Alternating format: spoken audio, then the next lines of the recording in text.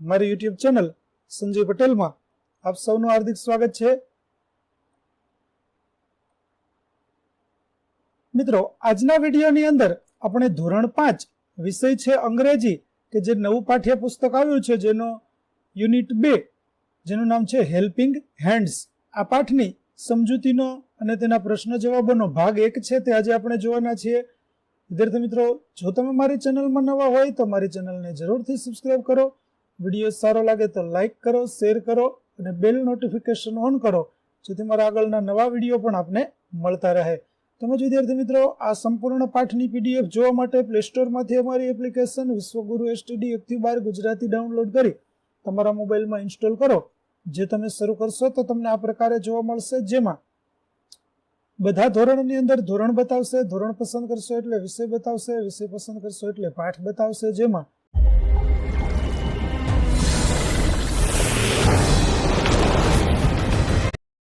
ધોરણ પસંદ કરશો એટલે વિષય બતાવશે, વિષય પસંદ કરશો એટલે પાઠ બતાવશે, જેમાં વિડીયો પર તમે ક્લિક કરશો તો વિડીયો જોવા મળશે અને પીડીએફ પર ક્લિક કરશો તો તમને પીડીએફ જોવા મળશે।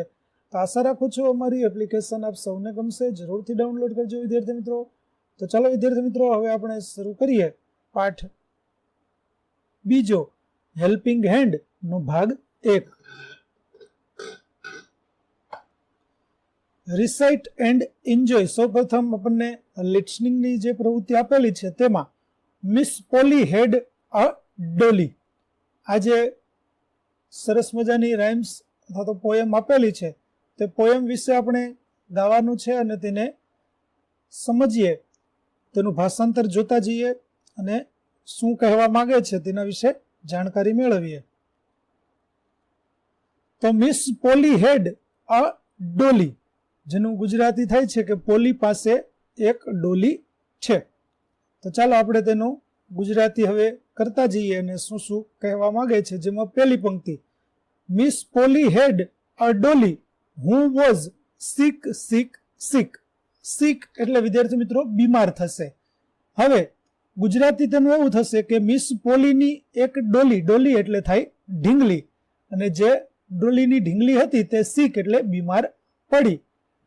સંપૂર્ણ લીટીનું ગુજરાતી એવું થશે કે મિસ પોલીની એક ઢીંગલી હતી જે માંદી અથવા તો બીમાર પડી। So she phoned for the doctor to come quick quick quick. Quick એટલે થશે ઝડપથી કે ઉતાવળથી। તો બીજી પંક્તિનું ગુજરાતી એવું થશે કે તેથી તેણે ડોક્ટરને ફોન કરી અને જલ્દી આવવા માટે કહ્યું। ક્વિક એટલે જલ્દી, ફોનેડ એટલે ફોન કરીને। ત્યાર પછી ત્રીજી પંક્તિ, the doctor came with his bag and his hat. ત્યાર પછી ડોક્ટર છે તે આવે છે તેમની બેગ અને હેટ એટલે ટોપી, તો ડોક્ટર તેમની બેગ અને ટોપી લઈને આવે છે। ત્યાર પછી and knocked at the door with a TET TET, એટલે કે ત્યાર પછી તેમણે નોકડ એટલે ટકોરા મારવા, દરવાજો જે આપણે ખખડાવીએ તેવી રીતે ડોક્ટરે ઘરે આવી અને દરવાજા ઉપર ટકોરા માર્યા, બારણે ટકોરા માર્યા। કેવી રીતે? તો કે ટક ટક ટક, આવી રીતે ડોક્ટર સાહેબે ઘરે આવી અને દરવાજા પર ટકોરા માર્યા। He looked at the dolly and shook his head। Looked એટલે જોવું, ડોલી એટલે ઢીંગલી અને shook એટલે માથું હલાવવું। તો તેમણે ડોલીને તપાસીને માથું હલાવ્યું। કોણે હલાવ્યું? ડોક્ટર સાહેબે। ડોલી બીમાર હતી તો ડોલીને શું તકલીફ છે તેની તપાસ કરી અને ત્યાર પછી માથું હલાવ્યું। And said miss Polly put her straight to bed. Straight એટલે સીધું। ત્યાર પછી તેણે ડોક્ટર સાહેબે મિસ પોલીને કહ્યું કે હમણાં જ તેને પલંગ પર સીધી સુવડાવી દો। સીધી ડોક્ટર કહે છે કે પલંગ પર સુવડાવી દો।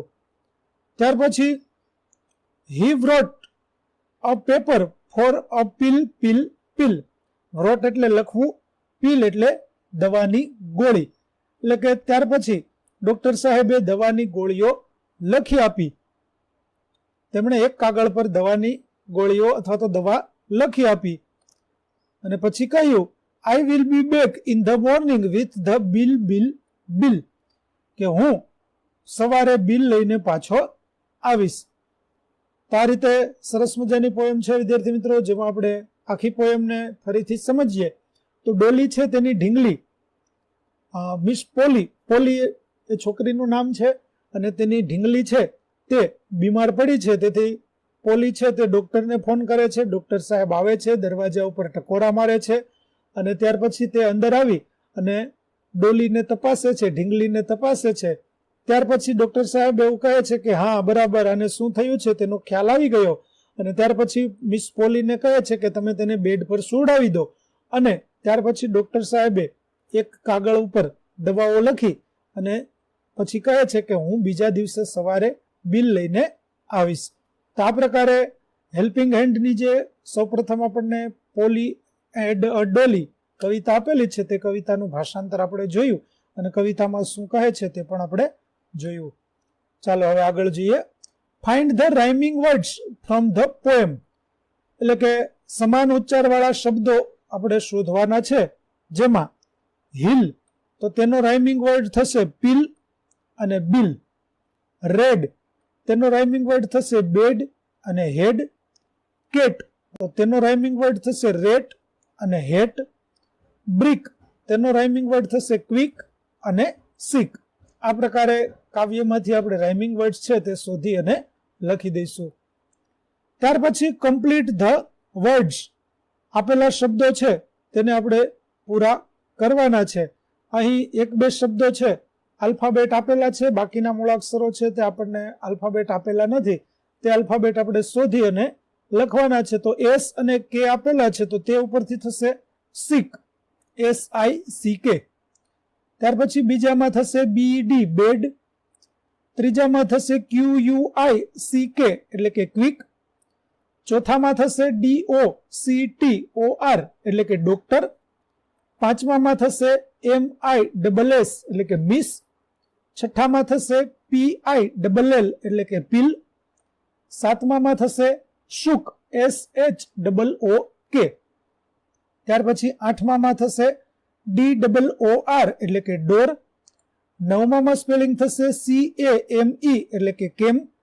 અને દસમામાં શબ્દ થશે STRAIGHT એટલે કે સ્ટ્રેટ. આ પ્રકારે આપણે દરેક શબ્દો છે તેને પૂરા કરી દઈશું. ત્યાર પછી find and write words starting with the given letters from the poem, એટલે કે વિદ્યાર્થી મિત્રો અહીં જે મૂળાક્ષર અથવા તો અહીં જે મૂળાક્ષર આપણને આપેલો છે તેના ઉપરથી કાવ્યની અંદર જે શબ્દો શરૂ થતા હોય તે શબ્દો વિશે આપણે લખવાનું છે. જેમાં પી શબ્દથી શરૂ થતા હોય તેવા મૂળાક્ષરોમાં આવશે પોલી, ફોનેડ, પુટ, પેપર અને પિલ. ત્યાર પછી ડી ઉપરથી આવતા હોય તેવા મૂળાક્ષરો છે ડોલી, ડોક્ટર અને ડોર. ત્યાર પછી બી મૂળાક્ષર પરથી આવતા હોય તેવા છે બેગ, બેડ, બેક અને બિલ. ત્યાર પછી એસ મૂળાક્ષર પરથી આવતા હોય તેવા છે સિક, સ્ટ્રેટ, શી, શુક અને સેડ. ત્યાર પછી ડબલ્યુ મૂળાક્ષર પરથી આવતા હોય તેવા છે હું, વોઝ, વિથ અને વ્રોટ. તો આ પ્રકારે આપણે જે મૂળાક્ષરો પાઠની રાઇમ્સની અંદર આવતા હતા, પોયમની અંદર આવતા હતા, તે મૂળાક્ષરો આપણે લખી દઈશું. ત્યાર પછી આગળનું fill in the blanks with correct option from the brackets, એટલે કે કૌંસમાં આપેલા યોગ્ય શબ્દો વડે આપણે ખાલી જગ્યા પૂરવાની છે. જેમાં પેલું ખાલી જગ્યા વોઝ સિક, તો જે ખાલી જગ્યામાં આવશે ડોલી, ડોલી બીમાર હતી, ડોલી એટલે ઢીંગલી. ત્યાર પછી બીજું the doctor check the dolly, ડોક્ટરે ડોલીને તપાસી. ત્રીજું the doctor wrote a pill for dolly, એટલે કે ડોક્ટરે ઢીંગલી માટે દવા લખી. ચોથું the doctor will come in the morning, doctor બીજે દિવસે સવારે આવશે. પાંચમું miss Polly will pay the bill, એટલે કે મિસ પોલી છે તે બિલ આપશે, બિલના પૈસા જે ડોક્ટર સાહેબની ફી હતી તે આપશે. તો વિદ્યાર્થી મિત્રો અહીં આપણે પાઠ 2 હેલ્પિંગ હેન્ડ નો ભાગ 1 છે તે પૂરો કરીએ છીએ. ભાગ